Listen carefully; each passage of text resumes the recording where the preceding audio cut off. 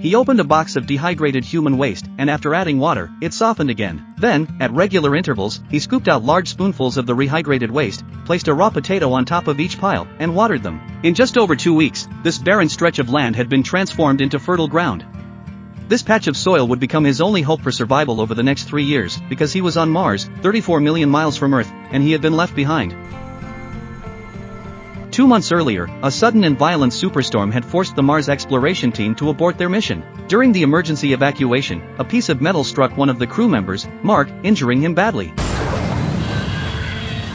The system immediately triggered an alert. His spacesuit had been compromised, and he was expected to die within a minute. Commander Lewis wanted to go back and check on him, but the ship was already tipping dangerously. With no time to spare, she made the call to leave Mars with the surviving crew members. It wasn't until they were safe that the full reality hit them. They had lost a close friend. NASA soon confirmed the heartbreaking news: Mark had been declared dead. But in a twist no one could have anticipated, Mark had actually survived. The force of the storm had buried him in the Martian soil, which happened to slow the loss of oxygen from his suit. Against all odds, he lived.